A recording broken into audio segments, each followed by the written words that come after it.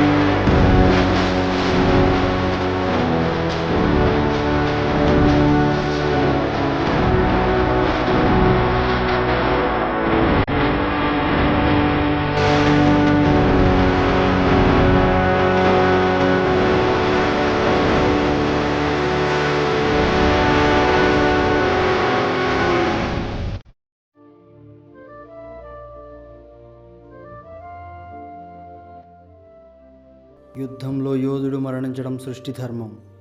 కానీ అసలు యుద్ధమే ఆరంభం కాకుండా యోధుడు మరణించడం భావ్యం కాదు. నా మనస్సు కూడా ఇతను రంగస్థలంలో ఆడే ఆటను చూడాలనుకుంటుంది. దుఃఖంతో ముగిసిన ఇతని కథ ఇలా కాకుండా ఇతని జీవితానికి మరొక అవకాశం ఇస్తే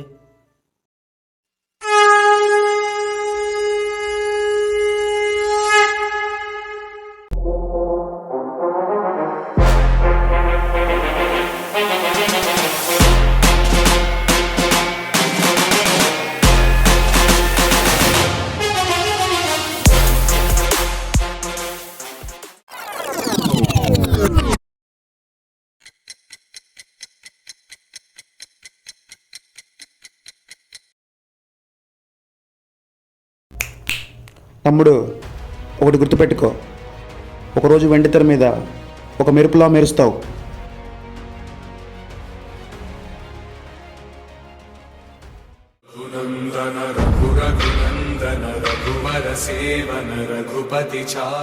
స్వామి, మావాడు ఆడిషన్కి వెళ్ళాడు. ఈసారి ఎలా అయినా సెలెక్ట్ అయ్యాడు చూడు స్వామి. యారా, ఏమైందిరా? సెలెక్ట్ అయిపోయావు కదా? ఆగరా స్వామి, నా కోరిక నెరవేర్చా స్వామి.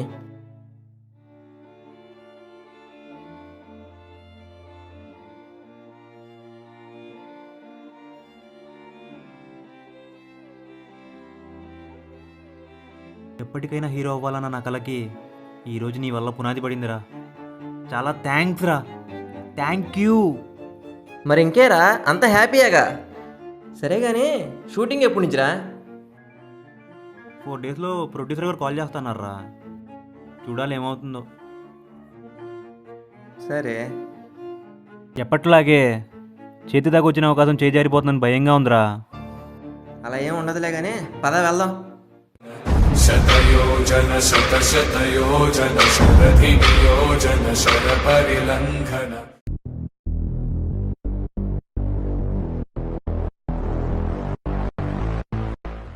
నమస్తే సార్. నమస్తే, చెప్పండి. సార్, నా దగ్గర మంచి స్టోరీ ఒకటి ఉంది సార్. దాన్ని చెప్దామని మీ దగ్గరికి వచ్చాను సార్.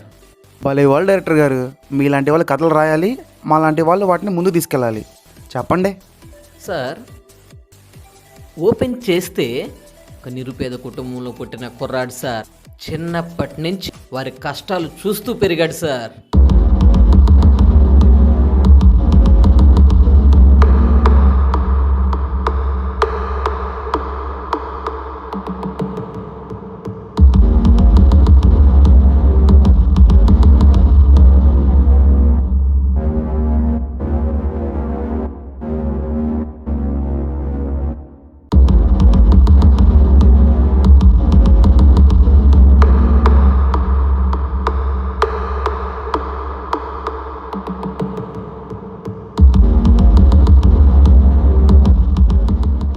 చివరికి అతనే నిరుపేద కుటుంబంలో పుట్టిన ప్రతి ఒక్కరికి ఆదర్శంగా నిలుస్తాడు సార్. ఎక్సలెంట్గా ఉంది సార్ స్టోరీ. నేను ఇలాంటి కథ కోసమే ఇన్నాళ్ళు ఎదురు చూస్తున్నాను. కాకపోతే ఈ కథకి ఒక కొత్త కుర్రోడైతే బాగుంటుంది అనుకుంటున్నాను సార్. బాగుంటుందండి, నేను కూడా అదే అనుకున్నాను. నా దగ్గర కుర్రోడు ఉన్నాడు, పిలిపిస్తా, మీరు ఒకసారి చూడండి. ఈ కథకు సరిగ్గా సరిపోతాడు. Okay sir. ఒక్క నిమిషం.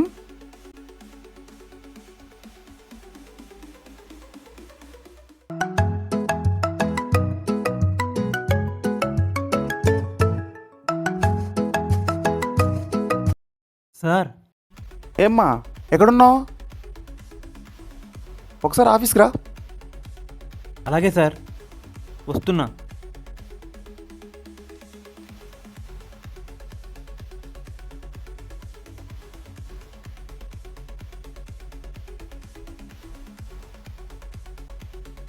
నమస్తే సార్. నమస్తే అమ్మా, మన డైరెక్టర్ గారు. నమస్తే.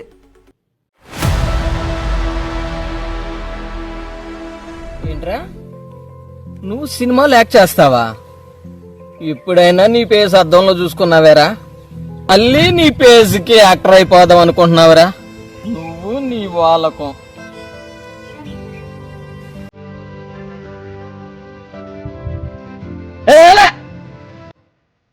వీడా సార్? వీళ్ళు ఏం చూసి చెప్తున్నారు నాకు తెలియదు, కానీ వీడికి అంత సీన్ లేదు సార్. నా మాటేనండి సార్. నేను అంత ఈజీగా సెర్చ్ చేయలేదయ్యా. నువ్వు ఒకసారి చూడు, నీకు ఖచ్చితంగా నచ్చుతాడు. ఏదో ఒకటి చేయండి సార్, మీ ఇష్టం. నేను వెళ్ళిపోతున్నా.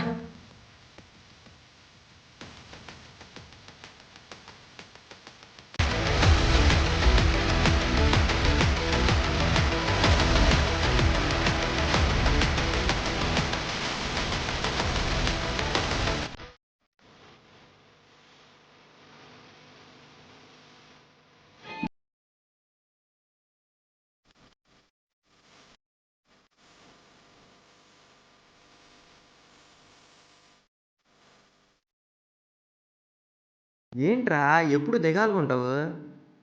ఏ రోజుగా ఆ రోజు ఏమవుతుందని భయం భయంగా ఉందిరా. మళ్ళీ ఏమైందిరా?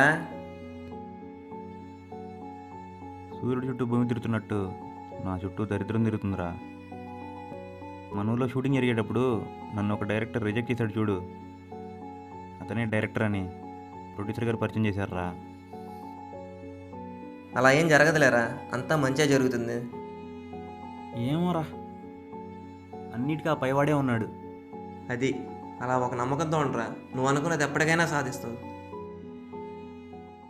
ఇదంతా సరే కానీ హీరో అయిపోయావు, కనీసం పార్టీ అన్న ఇవ్వరా? పద. రేపే షూటింగ్ స్టార్ట్ అవుతుంది. ఆ డైరెక్టర్ గారు నన్ను చూస్తేనే చిరాకు పడుతున్నారు. ఆ ప్రొడ్యూసర్ గారేమో నేనున్నా భయపడకంటారు. ఏమవుతుందో ఏంటో. అయ్యగారో,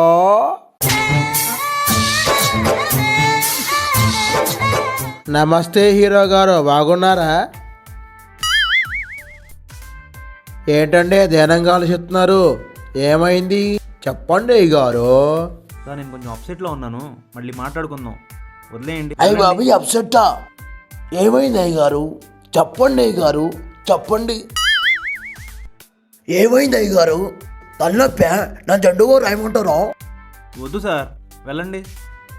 అలా అనుకోండి అయ్యగారు. ఇప్పుడు మీరు హీరో కావాలంటే నేను మీ అసిస్టెంట్గా ఉంటా. సార్ చేసిన ఎటకారం చాలు సార్, ప్లీజ్ వదిలేయండి, వెళ్ళండి సార్. ఇందులో ఇటుగారు ఏముంది అయ్యగారు? మీరు సినిమా హీరో అయిపోయారు, నా ఇంటి అద్దె కట్టేశారు, త్వరలో స్టార్ కూడా అవుతారు. అంతా బాగానే ఉంది, కానీ నువ్వు హీరో ఎలా అయ్యావో అసలు నాకు డౌట్గా ఉందిరా. చెప్పండి గారు, చెప్పండి చెప్పండి. సార్ నేను మీకు తర్వాత చెప్తాను, నా మైండ్ సెట్ అసలు బాగాలేదు, మీరు వెళ్ళండి సార్, చెప్తాను. లేదయ్య గారు, మీరు చెప్పాలి, నేను వెళ్ళాలి. చెప్పండి చెప్పండి. వెళ్ళండి సార్, ప్లీజ్ వెళ్ళండి. లేదు లేదు లేదు, నువ్వు చెప్పాలి, నేను వినాలి. నువ్వు చెప్పాలి, నేను వినాలి.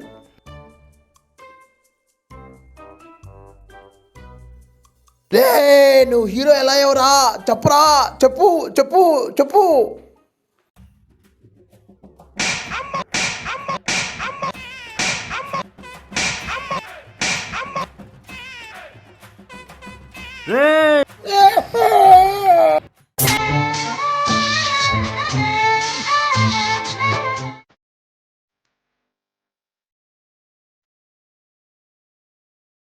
నా పర్ఫార్మెన్స్ ఎలా ఉంది సార్? నాకేం అర్థం కారా.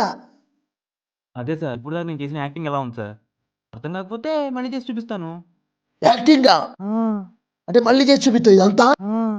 వామ్మో అవును సార్. వామ్మో యాక్టింగా. నువ్వు వద్దు, నీ యాక్టింగ్ వద్దు. Sir sir sir sir sir వామ్మో కూసేపు నువ్వు చచ్చిపోయాడు రా బాబు. అమ్మ అమ్మ.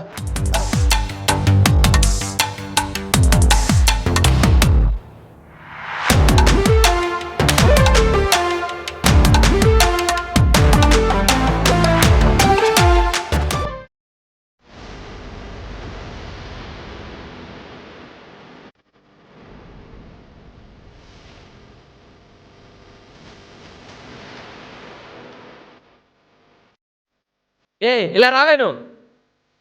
సార్ సార్ చెప్పండి.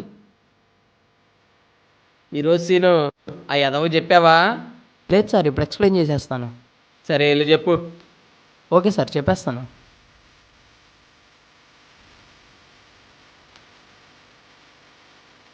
ఎందుకు సార్ ఆ హీరో అంటే మీరు అంత చిరాకు పడుతున్నారు? ఉండదా మరి, వాడు మొహం చూస్తేనే చిరాకు పడుతుంది నాకు. ఇప్పుడు చూడు, వాడికి యాక్టింగ్ రాదని, వాడు యాక్టర్గా పనికి రాడని నిరూపిస్తా చూడు. అలాగే సార్. వెళ్ళు, వెళ్ళి ఆ సీన్ ఆడికి ఎక్స్ప్లెయిన్ చెప్పు. Okay sir.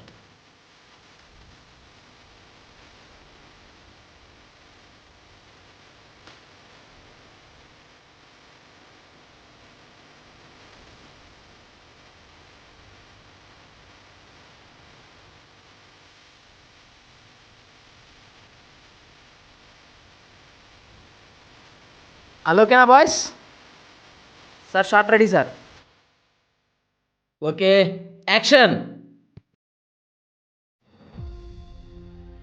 సార్, ఎప్పటికాడు పేదరికం అనే కాన్సెప్ట్ని ఒక ఐటమ్ చేసేస్తున్నారు సార్. రాను రాను ఏమవుతుందంటే, ఎవడైనా పేదరికం అనే విషయం గురించి మాట్లాడుతుంటే అది మన కామెడీ అయిపోతుంది సార్. ఇంకా పచ్చిగా చెప్పాలంటే, ఎవడైనా ఒకడు ఒక నలుగురిని నవ్వించాలంటే వాడు ఫస్ట్ అవహేళన చేసేది, కామెడీ చేసేది పేదరికాన్నే సార్. పేదరికం అనే పదం మనం పుస్తకాల్లో, పేపర్లో చదివి ఓహో ఇదా అనుకోవడం తప్ప, అసలు పేదరికం అంటే ఏంటో ఈ సిటీలో ఒక్కడికైనా తెలుసంటారా సార్?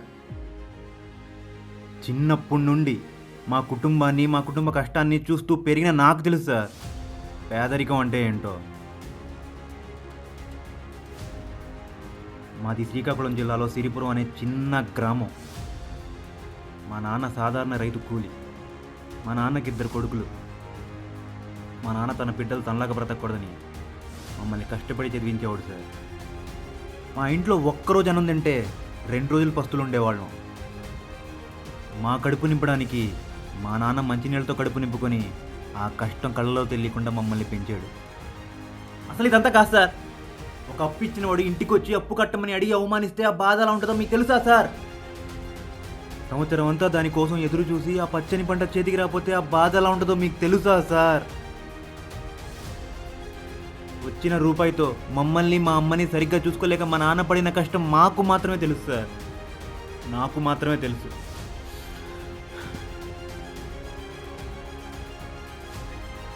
అందుకే సార్, కేవలం అందుకే ఈ దేశంలో ఒక్క పేద కుటుంబం కూడా ఉండకూడదని కంకణం కట్టుకొని ఇదంతా చేస్తున్నాను.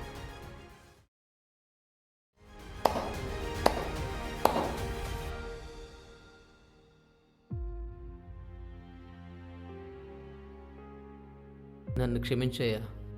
నీలో ఇంత టాలెంట్ ఉందని తెలియక చాలా అవమానించాను. I'm sorry. అయ్యో సార్, అలా అనకండి సార్. లేదయ్యా, నిన్ను చాలా తక్కువ చేసి చూశాను, చాలా అవమానించాను.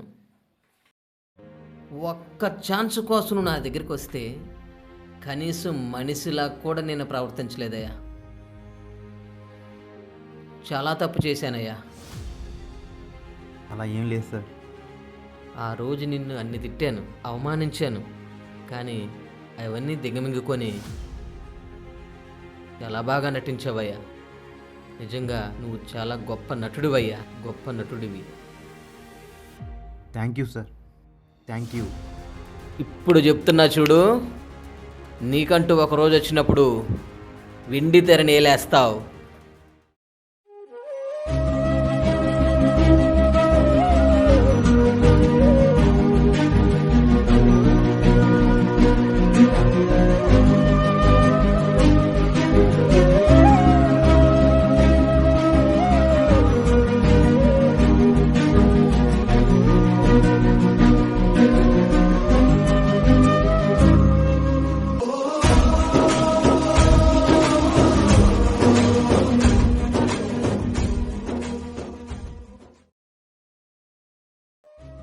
ఎక్కడ పోగొట్టుకున్న దాన్ని అక్కడే వెతుక్కోవాలన్నట్టు ఎవరి దగ్గరైతే కింద పడ్డానో అక్కడే లేచి నిలబడేలా చేసావు కదయ్యా. నీ లీలలు, నీ ఆటలు ఎవరి ఊహలకు అందవు స్వామి.